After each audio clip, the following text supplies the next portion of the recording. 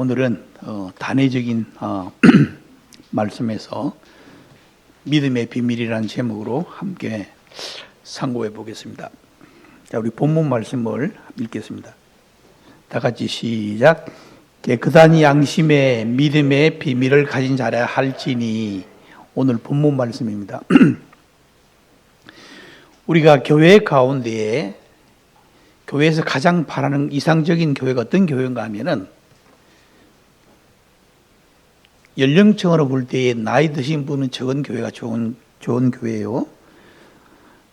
젊은 동력자들이 많이 있는 교회가 훌륭한 교회입니다. 그런 면모를 살펴볼 때에 우리 교회는 정말 이상적인 교회가 아닌가. 나이 많은 사람이 적은 것이 좋다 그랬죠. 지금 영국도 모임이 시작됐고 미국에서도 했지만은 큰 모임이 많이 몇백 명씩, 1000명씩 이런 모이던 이런 교회가 지금은 가면은 노인들만 모여 있다는 이런 소식이 들었을 때에 너무나도 비참하죠. 그래서 우리가 그 교회 가운데서 젊은 동력자들이 많이 일어나면은 그 교회는 희망이 있는 교회입니다. 그건 무엇을 뜻하냐면은 사람이 이 땅에 와가지고 자기 후손들이, 그죠? 자기 죽고 나면은 이 남자들은 그렇습니다. 그래서 지금 오해하지 마시길 바랍니다. 자매님들은. 아들이 태어나면 좋아하는 이유가 거기 있어요. 왜 그럴까요? 자기 후손을 잇기 위해서. 교회도 마찬가지로. 특히 이 바울은 목회 서신을 통해 가지고 젊은 동력자들이 많이 일어나기를 바라고 있습니다. 그래서 참, 이 목회서 신서를 보면은 이 바울은 이제 자기가 주님께로 갈 날이 머지않아 가지고 어떤 마음을 갖고 있냐 그러면은 내가 떠난 후에 젊은 동력자들이 많이 일어나기를, 또 젊은 동력자들에 대해서 이제 마지막 가르침을 주고 있는 그 서신이 바로 이 목회서 신서입니다. 목회서 신서라면은 디모데 전후서, 디도서인데요.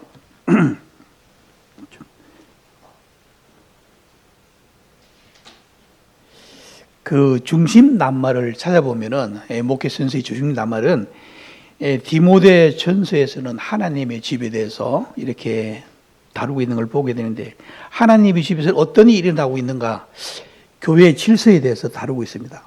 교회는 무질서한 교회가 아니고 질서 있는 교회라는 것을 다루고 있습니다.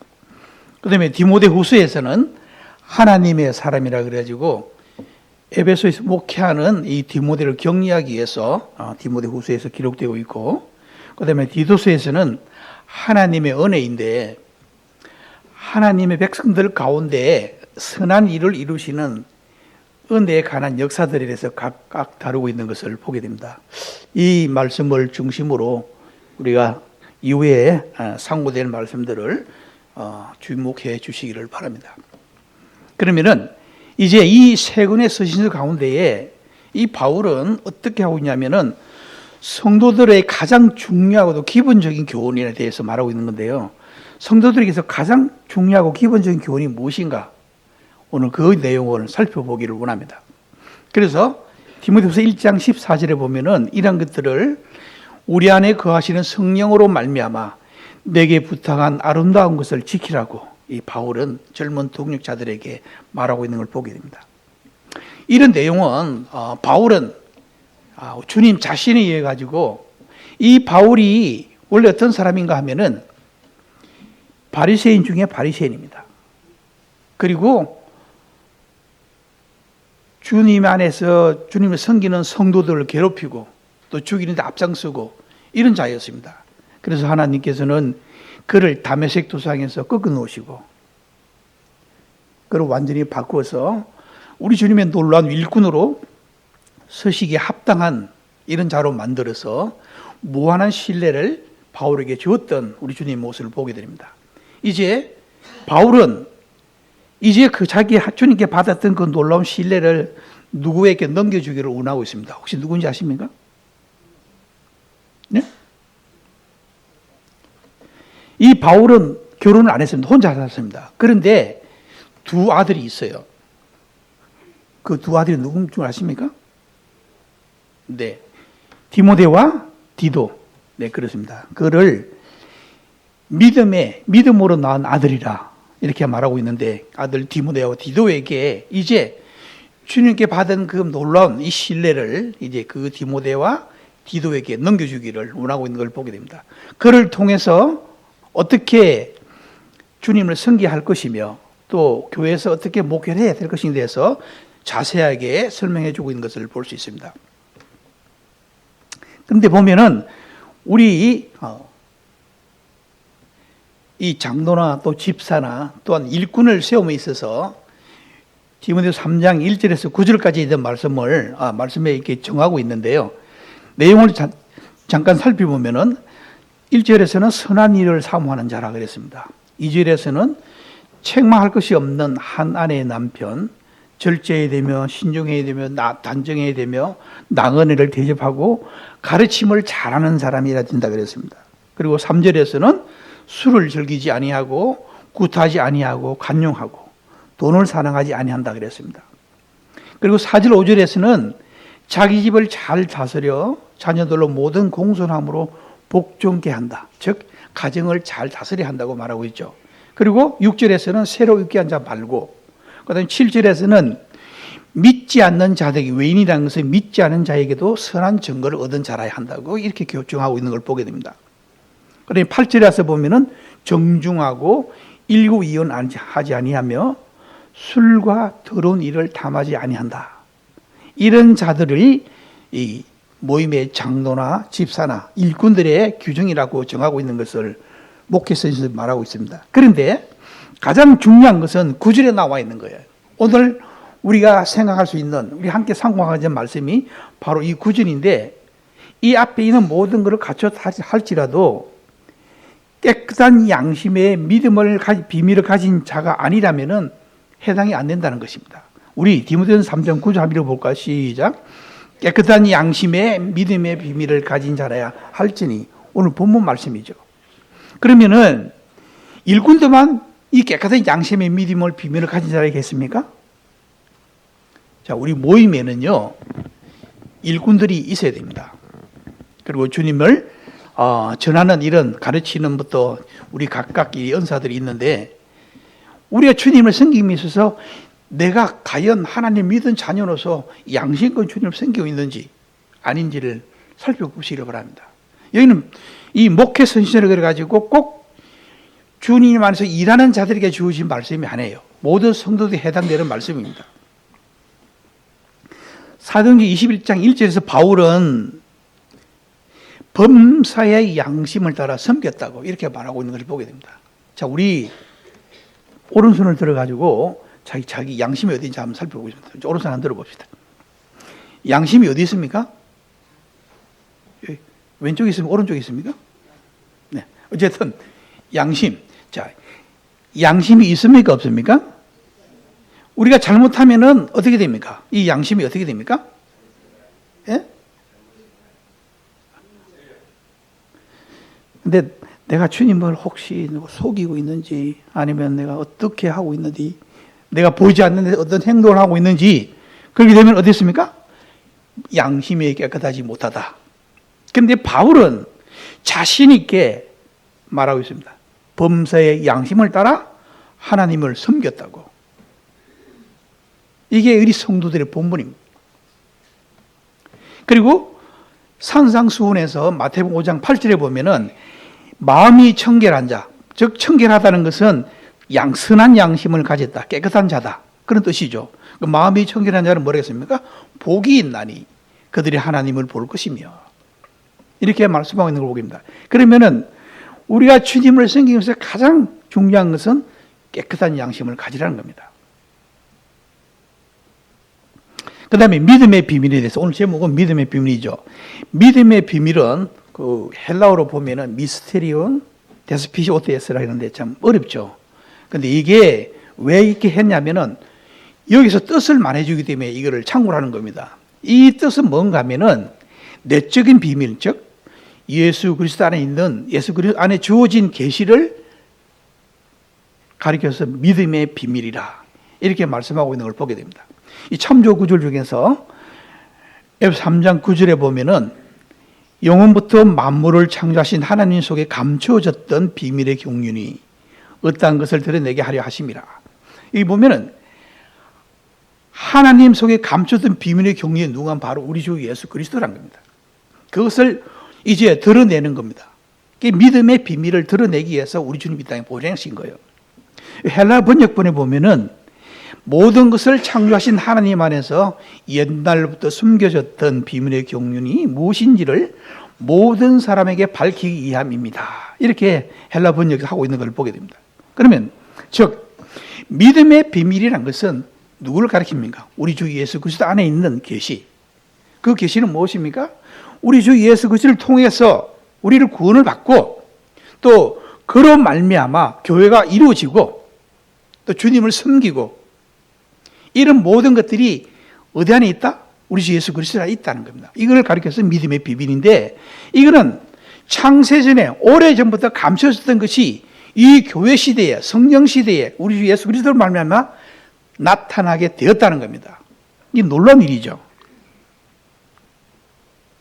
그리고 깨끗한 양심이라 그러는데 깨끗한 양심은 엔카다라 시네이 데세이라 그랬는데 이건 무엇을 양심을 찾아보면은 보석을 보관할 수 있는 작은 상자를 가리켜서 깨끗한 양심이라 그랬습니다.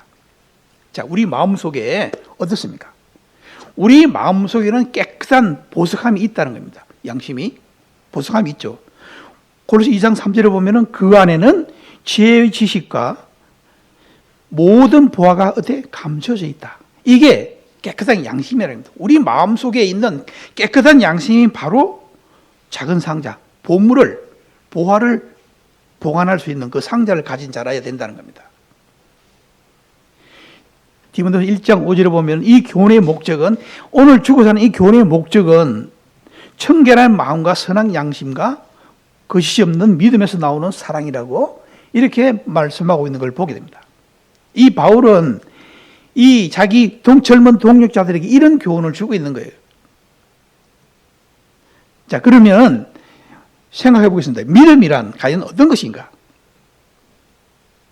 이 복음을 받아들일 때 가졌던 확신과 구주 안에서 우리들에 의한 신뢰를 의미한다. 바울도 주님께서 주신 무한한 신뢰를 받았잖아요. 그 신뢰가 바로 믿음이라는 겁니다. 그 로마서 8장 1절과 34절에 보면은 8장 1절에서는 그러므로 이제 예수 그리스도 안에 있는 자에게는 결코 정죄함이 없다. 아무런 정죄를 받지 않는다. 헬라 번역본이 이렇게 기록하고 있습니다. 그리고 34절에 보면은 정말 놀라운 말씀입니다. 우리 같이 한번 읽어볼까요? 시작. 누가 정죄하리요? 죽으실 뿐 아니라 다시 살아나신 이는 그리스도 예수시니 그는 하나님 우편에 계신 자요 우리를 위하여 강구하시는 자신이라. 뭐라 했습니까? 우리 주님의 놀라운 비밀이 우리 주님인데요. 우리 주님은 뭐라 했습니까? 죽으실 뿐 아니라 우리의 모든 죄를 위해서 죽으셨다. 그리고 어떻게 됐습니까? 다시 살아났다. 부활하셨다는 겁니다. 만약 우리 주님께서 다시 부활하지 않았다면 저와 여러분들은 가장 불행한 자라고 말씀하고 있는 걸 보게 됩니다. 만약에 죽은 자의 부활이 없다면 어떻게 해서 우리 믿음도 헛것이라 그랬습니다. 그러면 믿음은 뭐라 그러냐면 믿음의 행위가 아니라는 겁니다. 믿어진 교훈이다. 디도서 3장 5절에 보면 그렇게 기록하고 있죠. 우리를 구원하시되 우리의 행한 바 의로운 행위로 말미암지 아니하고 오직 그의 긍휼하심을 따라 중생의 씻음과 성령의 새롭게 하심으로 하셨나니 이렇게 말씀하고 있는 것을 보게 됩니다. 우리는 만약에 우리의 믿음에 있어서 우리의 노력과 우리의 모든 것을 대해서 만약에 우리가 구원을 받을 수 있다면 정말 어려울 것입니다. 참 하나님은 공평하신 하나님입니다. 만약에 미 구원을 받는 데 있어서 시험을 봐가지고 합격선을 정해서 자기정 시험 60점인데 60점 이상 받으면은 구원해준다. 만약 그랬다면은 구원 못 받을 사람들이 태반이겠죠? 아닙니까? 또 그것도 만약에 그런 거는 그러고 말고 그걸 떠나서 만약에 네가 돈이 많아가지고 한 사람 구원하는데 얼마씩 내라. 그래서 우리 재산의 절반을 내라 그런다면 어떻게 되겠습니까? 그렇지 않죠. 하나님께서는 공평하신 하나님입니다. 눈이 먼 자에게는 듣게끔, 들음으로, 말씀 들으면서 난다 그랬습니다. 귀가 어두운 자에게는 눈으로 보음으로써, 물론 다 가지면 좋겠죠. 있는 자나 없는 자나, 인종차별이 없고 남녀 구분이 없이 다 하나님께서 하나님을 믿는 자들에게는 하나님의 자녀가 되는 권세를 주신 것이 바로 이 믿음이란 겁니다. 그럼 하나님께 우리에게 요구하신 뭡니까? 바로 믿음이란 거죠. 이 사도행 6장 7절에 보면은 하나님의 말씀이 점점 왕성하여 예루살렘에 있는 제자의 수가 심히 많아지고, 그 다음에 보면은 허다한 제사장의 무리도 이 도에 복종하리라. 제사장도 믿음의 도에 복종했다는 겁니다. 믿음으로써 구원받고, 그 다음에 믿음으로써 구원받은 자들이 교회가 이루어지고, 교회 가운데서 주님을 섬길 수 있는 이런 기회를 주신 것은 그 누구도 여기에 대해서 다 소를 다는 사람이 없다는 겁니다. 제사장도 이 도에 복종했다고 말씀하고 있는 것을 우리는 볼 수 있죠.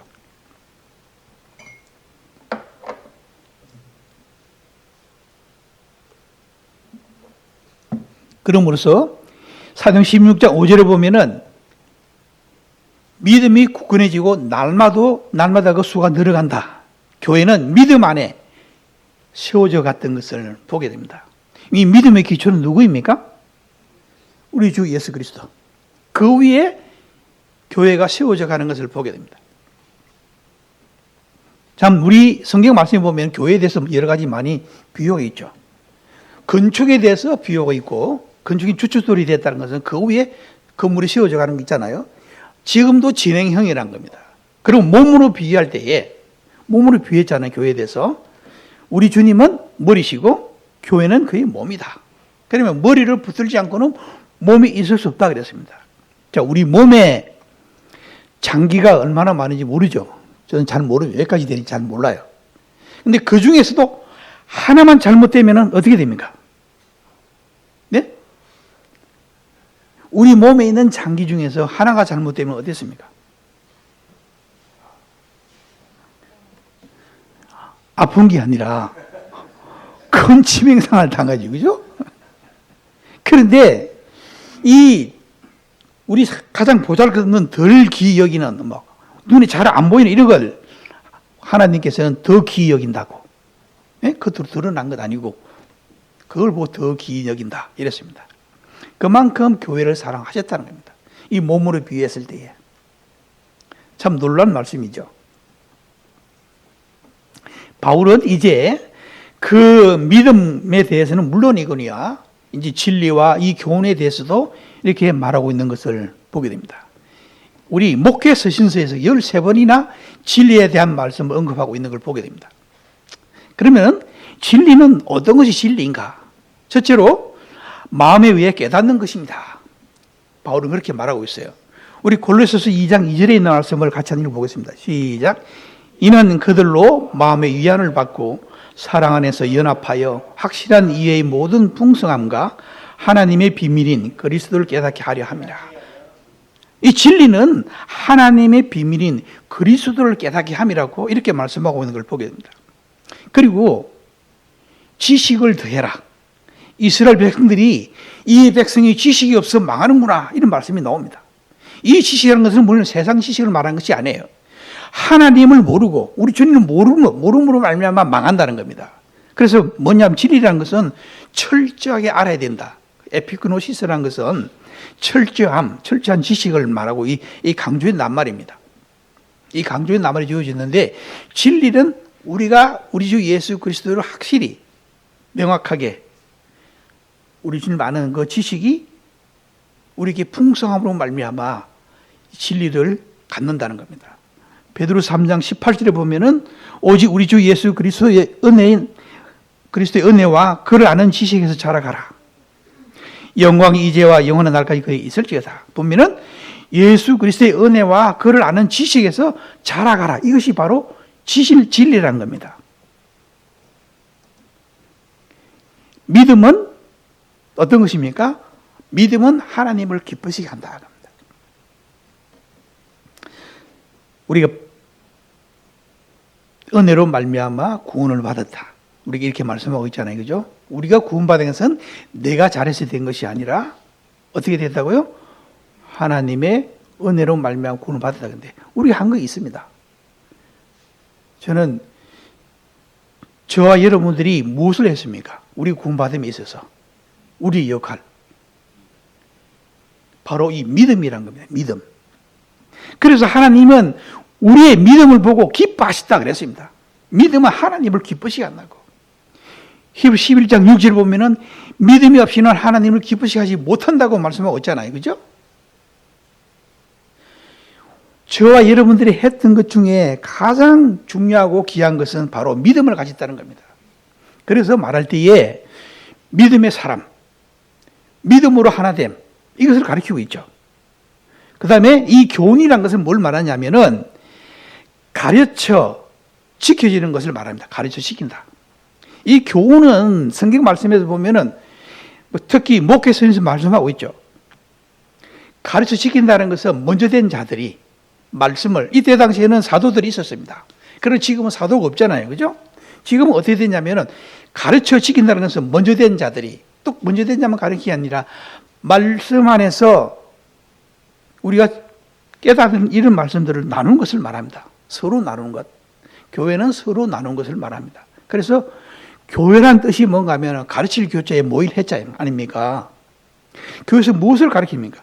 하나님의 진리의 말씀을 가르치는 거예요. 복음을 가르칩니다. 우리가 어떻게 주님의 성경에 대해서 가르치는 거예요. 이게 바로 교회라는 겁니다. 그럼 서로 가르침을 받는다는 거죠. 물론 교회는 은사가 있습니다. 잘 가르치는 은사가 있죠. 또 복음 전하는 사람이 있습니다. 또 성도 말씀을 이렇게 성도들에게 잘 주고 자는 교훈을 가르치는 은사도 있습니다. 그리고 더욱 중요한 것은 몰래, 남몰래 뒤에서 봉사하는 은사를 더 기뻐하신다 그랬습니다. 그래서 교훈은 가르쳐야 되는 것을 말합니다. 디모데 1장 11절 보면 이 교훈은 내게 맡기신 바 복되신 하나님의 영광의 복음을 따름이니요. 이렇게 말씀하고 있는 것을 보게 됩니다. 이 바울은 나중서신서 어디입니까? 우리 오늘 말하는 목회서신서에 보면은 어떤 특정한 가르침이 여러 지역에서 성도들 일반적인 신앙이 되었던 걸 보게 됩니다. 이 말씀은 뭐냐면은 구원의 진리의 복음을 가르치는 교회가 우리 평택에 몇 군데 있습니까? 우리 평택 중앙교회 하나밖에 없죠? 아닙니까? 아니에요? 아니랍니다. 그리고 평택에 몇 군데 있습니까? 있잖아요. 그죠? 저 충청도에 얼마나 있습니까? 이 도처에서 가르치는 이 교파를 말하는 게 아니고 우리 진리의 복음을 가르치는 걸 말합니다. 일반적인 이 성도의 신앙이라는 것을 그걸 말하고 있죠. 이걸 가르쳐서 뭐라고 하냐면 같은 믿음을 가졌다. 같은 믿음. 우리가 같은 믿음을 가진 자들이 여기 모인 거예요. 여기. 우리 평택 중앙교회에 모였습니다. 같은 믿음을 가진 자리. 디도서 1장 4절에 보면은 같은 믿음을 따라 나의 참아들 된 디도에게 편지하노니 이렇게 말하고 있는 걸 보게 됩니다. 고린도후서 4장 13절을 보면은 우리가 같은 믿음의 마음을 가졌으니 우리도 믿었으므로 또한 말하노라. 자신 있게 말할 수 있는 겁니다. 그래서 원래 교회는 독립적인 교회입니다. 어느 교회를 지배를 받는다든지 이런 건 없어요. 그렇지만은 이 같은 믿음을 따라 믿음을 가진 이런 자들이 서로 교류하고 나누는 것을 말한 거예요. 일반 교파에 보면은 총회가 있고 노회가 있고 뭐 지혜가 있고 쭉 단계별로 있는데 그게 아니라는 겁니다. 그죠? 이게 뭡니까? 복음을 전하는 데가 우리 평택 중앙교회에 있는 것이 아니고 우리 한국에도 미국에도 영국에도 세계 각 도처에 이 특정 가르침이 바로 있는데 그것을 가리켜서 같은 믿음입니다. 우리는 같은 믿음을 잘하는 것을 기억하시길 바랍니다. 그러면은 교회는 두 가지 종류의 교회가 있다 그랬습니다. 어떤 교회가 있습니까? 내가 전에 한번 말씀드렸는데 교회는 두 가지 종류의 교회가 있어요. 어떤 교회입니까? 네? 네. 총체적인 교회를 말합니다. 이 총체적인 교회. 이 총체적인 교회는 전 세계에 흩어져 있는 이 교회를 가리켜서 총체적인 교회. 우리가 거의 다 다녔기 때문에 지역교회. 그죠? 지역교회라는 것은 모든 역사가 지역교회들이 역사하는 것을 우리는 눈으로 보고 믿을 수 있기 때문에 그만큼 중요하다. 그렇지만은 교회는 하나라는 겁니다. 둘이 될 수 없는 거죠. 교회는 하나다. 그래서 에베소 4장 3, 4절에 있는 말씀을 한번 읽어보겠습니다. 시작. 평안에 매는 줄로 성령이 하나 되게 하신 것을 힘써 지키라.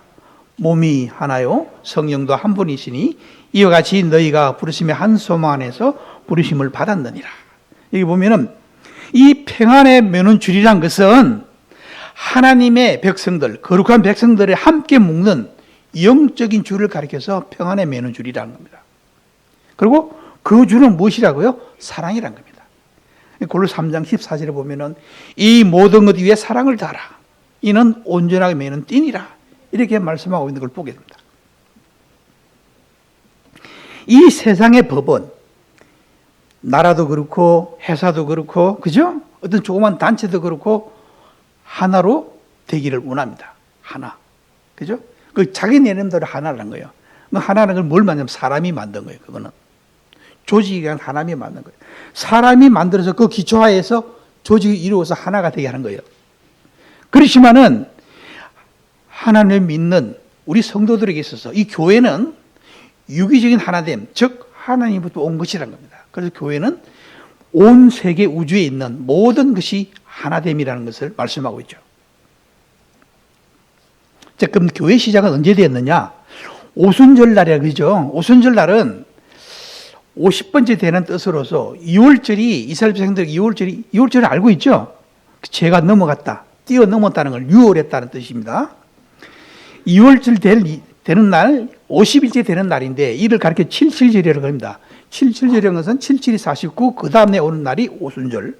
그때 성령님께서 임하셨다는 겁니다. 사도행전 2장 2절 3절에서 성령님이 임하시는 것을 보게 됩니다. 교회 시작은 그때부터 교회 시작되었다는 겁니다. 구약에는 그 이후에는 복음서에는 교회가 없습니다. 그때 우리 주님께서 이 땅에 오셔가지고 직접 말씀을 전하고 있었던 것을 보게 됩니다. 그리고 우리 주님께서 말씀하시기를 내가 가야만이 성령님이 오신다. 이 성령님이 오신다는 것은 뭘 말하냐면은 이 땅에 교회를 보내주겠다. 교회를 세우겠다는 뜻입니다. 그때가 언제냐면은 바로 성령이 임하신 날. 이때 교회가 시작되었죠. 그런데 2장 42절에 있는 말씀을 같이 한번 읽어보겠습니다. 시작. 사도의 가르침을 받아 서로 교제하고 떡을 대며 오로지 기도하기에 힘쓰니라. 근데 이게 보면은 내가 영어로 breaking of bread를 했잖아요. 그죠? 원래 우리 성경에는 떡이라고 되어 있는데 내가 성경 아무리 눈을 딱 봐도 떡이라는 단어가 없어요. 근데 우리만 이 떡이라 사용합니다. 그죠? 근데 그걸 아시길 바랍니다. 알고 있죠? 다. 예? 그렇게 다 알고 있는 줄 알고 있습니다. 보면은. 근데 우리가 마치 매달 떡에 대해서 만찬할 때 떡에 대해서 기도하면 되는데 갑자기 빵에 대해서 기도하겠으면 좀 이상할 것 같아요. 습관이라는 겁니다. 그러나 실제적으로 우리 성도들이 알아야 할 것은 떡이 아닙니다. 그죠? 빵이에요, 빵.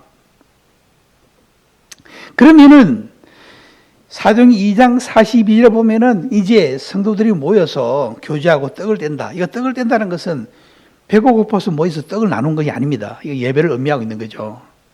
근데 2장 40일에서 떡을 떼기 시작했는데 이때는 하더라도 날마다 모였다 그랬습니다. 날마다 모이다 그랬는데 근데 예배를 날마다 우리가 일주일에 7일이 있는데 7일날 맨날 모여서 예배를 드리면은 어떻게 좀 곤란하겠죠?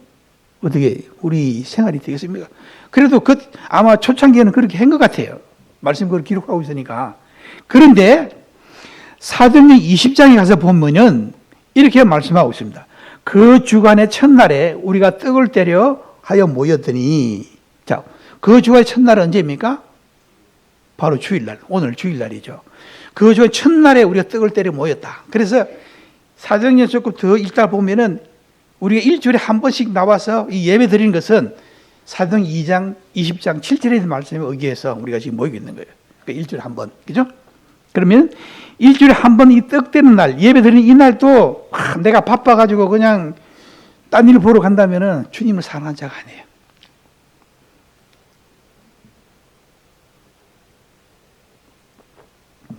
우리를 구원하시고 데려가지 않고 이 땅에 남겨두신 목적이 뭡니까? 주님의 사랑을 전하라는 겁니다. 주님 복음을 전하기 위해서예요. 그리고 주님께 영광 돌리기 위해서입니다. 그 중요한 이 예배, 그거를 물론 부득불, 제가 말씀드린 부득불, 이건 아주 부득불입니다. 네. 내가 만약에 예배 빠지고 딴 데 갈 일이 생기면은 저를 한번 달아보시길 바랍니다. 내가 과연 이게 가는 게 맞느냐? 주님을 섬기고 위해서 예배를 드린 것이 맞느냐? 어디 물어봐야 됩니까? 선한 양심에 물어보라는 겁니다. 선한 양심에. 네? 선한 양심에 물어보시라고. 내가 일해야 되느냐? 참석해야 되느냐? 빠져야 되느냐? 그런데 예배는 이게 떡과 잔을 돌리는 것이 예배가 다가 아닙니다. 보면은. 여기 보면 사도행전 20장 7절에 보면 뭐라 그랬습니까? 떡을 떼려 하여 모였더니 그 다음에 뭐라 했습니까? 바울이 이튿날 떠나고자 하여 그들에게 강론할세. 이 강론이라는 것은 오늘 설교를 말합니다. 이 말씀에 관한 설교. 강론할세 밤중까지 계속했다 이런 말씀이 나옵니다. 그래서 우리가 될 수 있으면은 주님의 성도라면은 선한 양심의 믿음을 가진 자라면은 이 주일날은 주님을 위해서 사는 날이 되어야 할 것입니다. 사랑하는 성도들, 내가 가진 그 믿음을 같이 공유한 성도들, 한 성령으로 하나님의 자녀된 내 마음속에 있는 성령님을 가진 여러 성도들과 함께하는 시간을 가지라는 겁니다. 일주일에 한 번 그렇게 못합니까? 만약에 그렇지 못한다면 우리의 선한 양심을 한번 생각해 보자는 겁니다. 그리고 이때 사도의 가르침에 대해서 나오는데요. 뭘 가르치냐 그러면은 앞서 이런 모든 것들을 가르치지만은 특별히 삼위일체 하나님에 대해서 가르쳤습니다. 자, 삼위일체 하나님은 성부, 성자, 성령. 우리 성경 구절을 아무나 찾아봐도 삼위일체라는 단어는 없습니다. 그러나 요한복음 12장 21절을 보면은 아버지여, 아버지께서 내 안에, 내가 아버지 안에 있는 것 같이 그들도 하나가 되게 우리 안에 있게 하옵소서. 세상으로 아버지를 나로 부르신 걸 믿게 하옵소서. 이렇게 말씀하고 있는 걸 보게 됩니다. 요한복음 17장에 있는 말씀은 뭔 말이냐면은 이제 우리 주님께서 장차 올 죽음을 눈앞에 두고 하나님 앞에 간절히 아버지 하나님께 간절히 기도하는 가운데에서 이런 말씀했어요. 아버지께서 내 안에, 내가 아버지 안에 있는 것 같이. 요한복음 10절 성령이 안 오셨잖아요, 그죠? 그리고 사도행전에 성령이 오신 금으로 성령께서 우리 마음 가운데 계시잖아요, 그죠?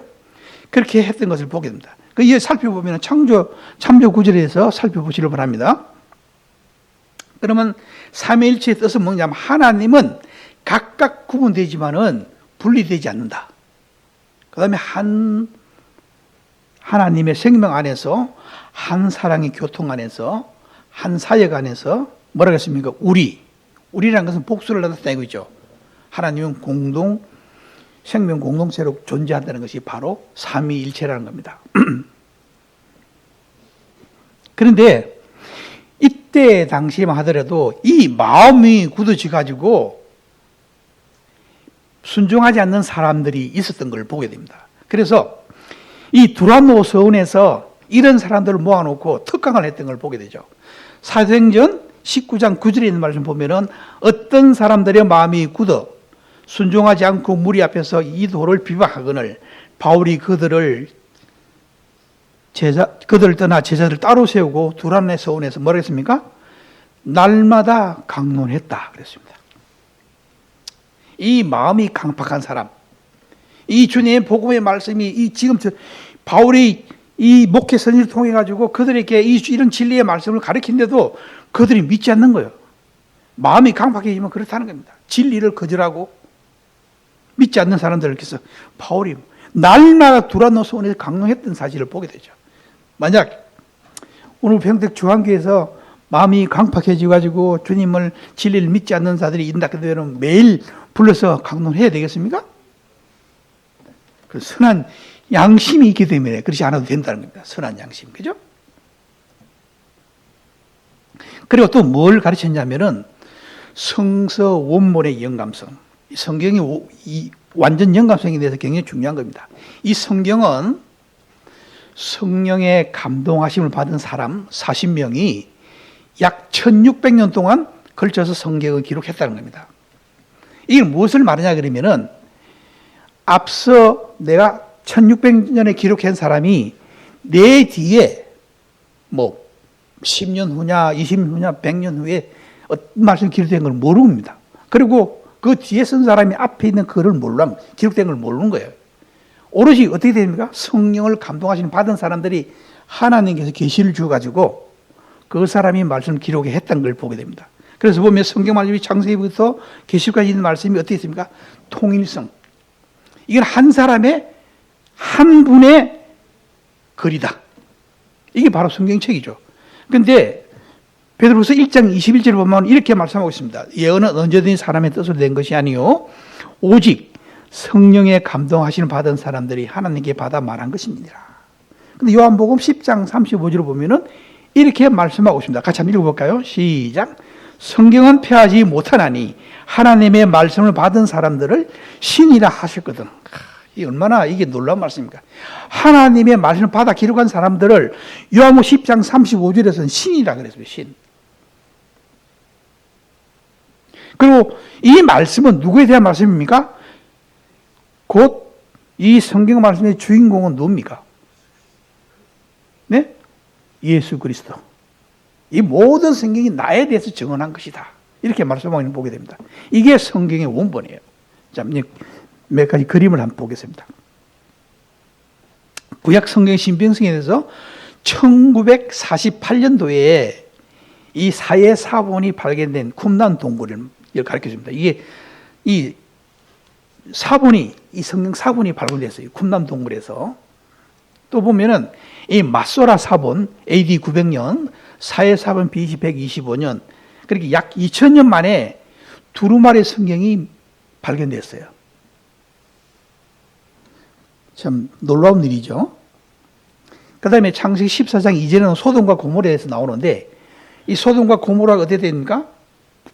소돔과 고모라 이 사람들이 하나님을 믿지 않아 가지고 어떻게 불이 내려서 그들을 태웠던 겁니다. 그 사실들이 이거는 아니다 이렇게 한데 에볼라스판에 보면은 BC 2300년에 이 소돔과 고모라가 가나안 5개국 동맹에 대한 기록이 그대로 남아 있는 것을 발견했습니다. 그리고 그 길가메슈라는 데 보면 5000년 전에 기록된, 그러니까 창세기 6장에서 10장에 나오는 이 말씀이 성경보다 훨씬 오래전에 이들은 이 길가메슈에서 이런 창세기 기록된 대홍수라든지 이런 걸 문자판이 기록된 것이 발견됐다는 겁니다. 이 보면은 성경이 거기서 생긴 게 아니잖아요. 이건 알죠? 바벨탑. 하나님께서 사람에게 자유를 주었더니만은 하나님과 뼈기고자 하여 우리가 탑을 쌓아서 하늘까지 솟게 하자 했습니다. 그러니까 놔두면 안 될 것 같으니까 창세기 11장 1절 9절의 말씀 보면은 자 우리가 내려가서 그들의 언어를 혼잡게 하자 해서 내려왔습니다. 그래서 나오는 이 바벨탑, 이게 메소포타미아 우르르 이 지구라시라는 곳에 이런 흔적이 남아 있는 거예요. 이 성경에 나오는 말씀입니다. 여기 보면은 그 다음에 무엇을 가르치냐면은 잊혀진 자들의 영원한 형벌에 대해서 말하고 있는 겁니다. 원래 하나님 믿는 자들에게는 창세전에 이미 정해졌다 그랬잖아요. 그죠? 누가 믿는다 그랬습니까? 저와 여러분들은 창세전에 우리의 이름이 생명책에 기록된 자들입니다. 그런 자들이 믿는 거예요. 그런데 그걸 믿지 못하고 잃어버린 자들에게는 어떤 일이 있습니까? 영원한 형벌이 있다는 것을 가르치고 있죠. 그리고 구속받은 성도들, 저와 여러분들에게는 영원한 복락이 있다고 말씀하고 있죠. 계시록 2장 7절에 보면은 귀 있는 자는 성령이 교회들이 하시는 말씀을 들을지어다. 이기는 그에게 내가 하나님의 낙원에 있는 생명나무 열매를 주어 먹게 하리라. 이렇게 말씀하고 있는 것을 보게 됩니다. 그리고 고린도후서 5장 1절에 보면은 만일 땅에 있는 우리의 장막집이 무너지면 하나님께서 지으신 곳 손으로 지은 것이 아니요 하늘에 있는 영원한 집이 우리에게 있는 줄 아느니라. 여기 보면은 이 장막이라는 뜻은 언유법으로 표현을 했습니다. 여기 있는 우리 집을 가리키는 게 아니고 언유법으로 우리 몸을 가리키는 거예요. 그리고 베드로후서 1장 13, 14를 보면은 베드로가 뭐라 했냐면은 내가 내 장막집이 무너질 때가 곧 되었다. 이렇게 말하고는 보겠습니다. 그러면 내가 있는 내 장막집이 내가 있는 이 몸이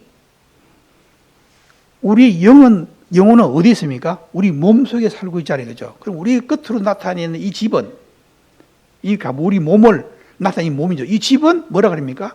이거는 우리 몸을 가리키는 거예요. 이 몸인데 이 몸은 집이라는 겁니다. 영이 살 수 있는 집이 바로 우리 몸이라는 거예요. 그래서 죽음이라는 것은 분리되는 걸 말하는데 우리 몸 가운데서 떠나가면은 우리가 원래 육신이 죽었다는 겁니다. 이미 껍데기는 남아있는, 이걸 가리켜 집이라는 겁니다. 우리 장막집이 무너지면 우리가 죽으면은 우리를 예비하신 하늘에 영원한 집이 있다고 말씀하고 있죠. 얼마나 놀라운 일입니까? 그리고 또 예수 그리스도에 관한 교훈이 나옵니다. 그리스도에 대해서 신성과 인성에 대해서 나오죠. 그러면은 신성에 대해서 우리가 보면 아들의 영원한 아들의 신분성에 대해서, 그 다음에 동정녀 탄생, 그 다음에 그분은 흠이 없으신 분이다. 그 다음에 우리를 위해서 이 땅에 오셨다. 대속적인 죽음에서 그 죽음 가운데 있는 게 아니라 육신의 부활함으로 승리하셨죠. 그리고 대제사장에 대해서도 말씀하고 있는 것을 보게 됩니다. 가장 중요한 것은 바로 재림이죠. 이제 히브리서 대제사장까지 되었는데 우리 주님께서 이제 공중으로 하늘나라로 가셨잖아요. 그런데 우리는 어떤 마음으로 그분을 기다려야 할 것입니까? 우리 중에 이 땅에 오실 것을 여러분 믿고 계십니까? 우리 주님 다시 오시면서 믿고 계십니까?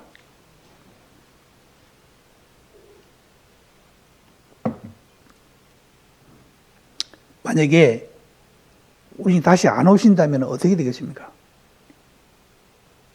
우리가 가야 되겠죠. 우리가 가려면 어떻게 됩니까? 지금 우리가 떠나서 가면 될 거 아닙니까? 그게 아닙니다.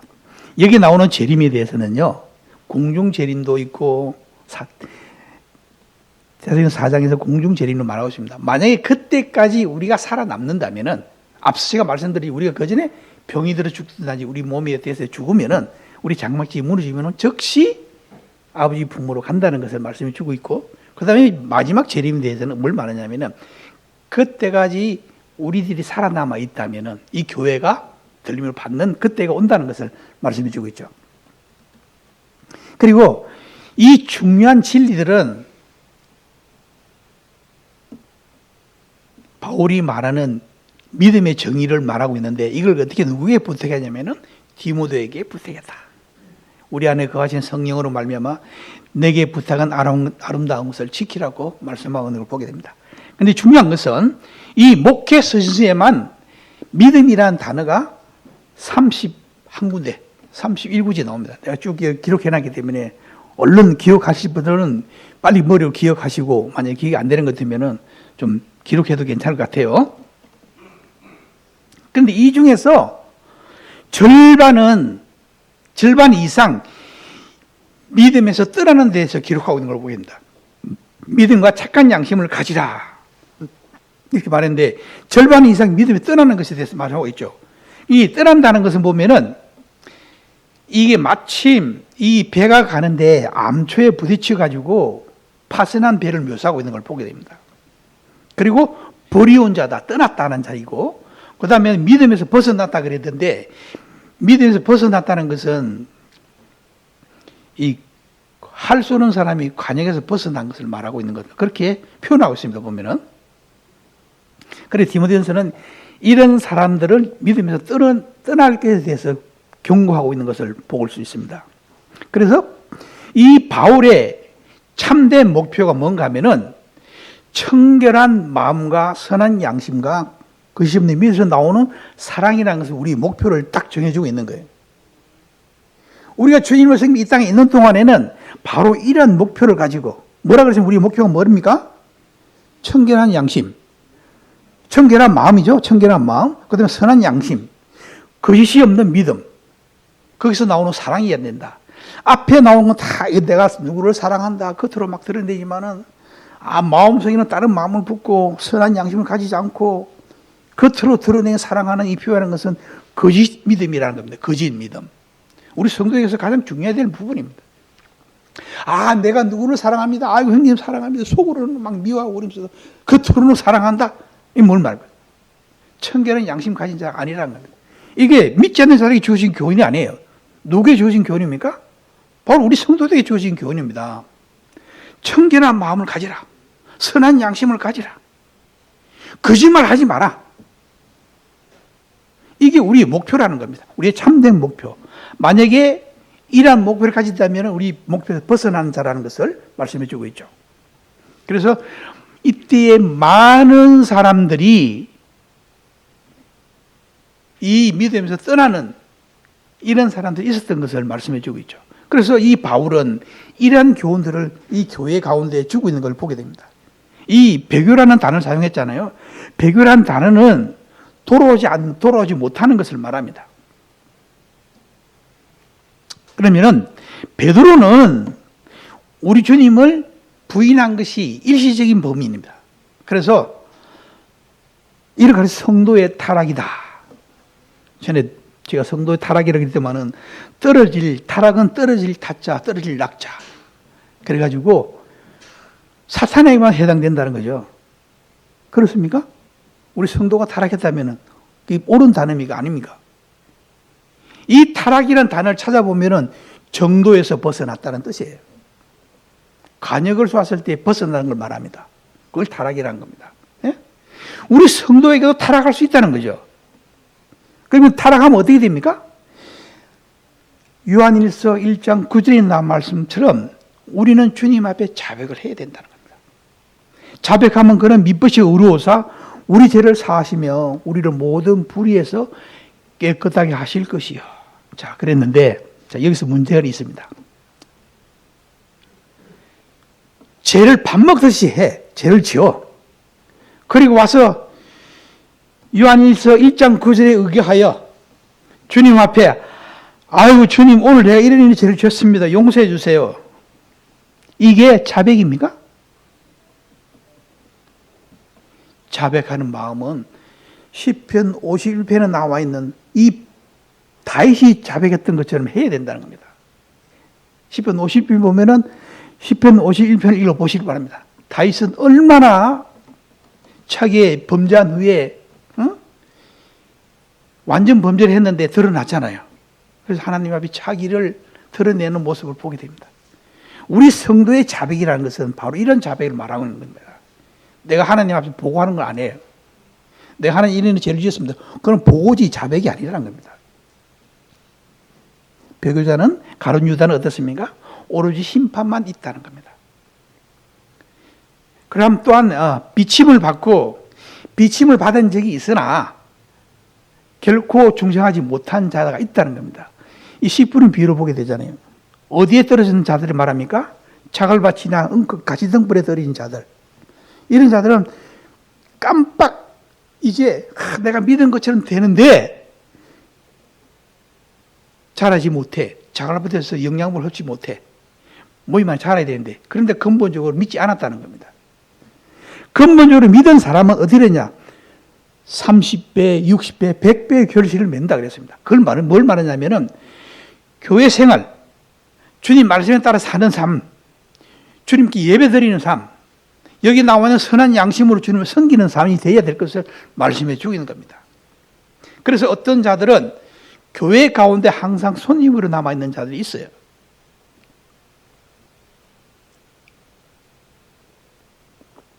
그리고 전에도 이야기했지만은 어떤 성도들 이야기하면 내가 구원받은 지 20년이 넘었는데 20년 어쩌다는 겁니까?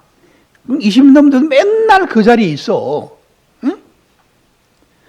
내가 누군데? 내 이름을 팔리면 뭐합니까? 모이면 자라나야 되잖아요. 자라지 못하면 어떻습니까? 어린아이라 그랬습니다. 하나님께서 가장 불쌍히 여기는 자라 그랬습니다. 자라지 못한 부모가 아이가 자기는 자라났는데 아이를 낳는데 자라지 못하고 있으면 얼마나 어떻게 되겠습니까? 그래서는 아니 되겠죠. 그래서 믿음을 지키는 일이라는 것은 그만큼 중요하다는 것을 말씀해 주고 있습니다. 이 진리를 알고 교훈을 가르쳐야 한다. 이 교훈과 책망과 바르게 함과 의로 교육하기 유익하다고 말씀하고 있잖아요. 그리고 유다서 3장에 보면은 3절에 보면은 믿음의 도를 위해 힘써 싸우라.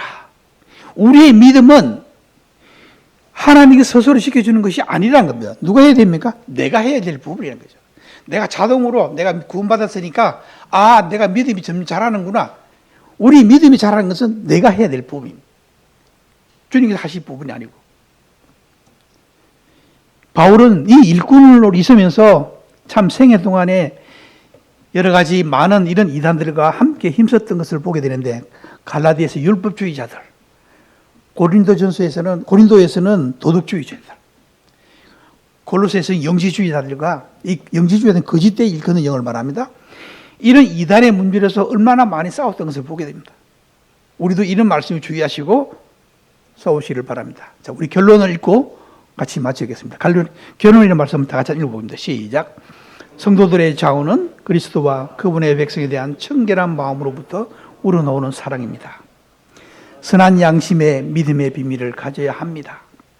모든 일을 그의 뜻의 결정대로 일하시는 이 계획을 따라 로이스 외조모, 윤익의 어머니, 디모데, 디도, 바울처럼 거짓 없는 깨끗한 믿음을 지키고 청결한 양심으로 그것을 붙들어야 합니다.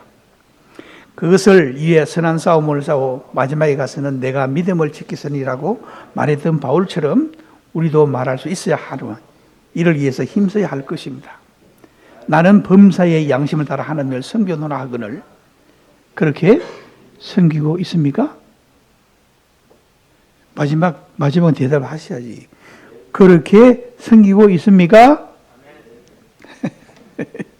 기도하고 마치겠습니다.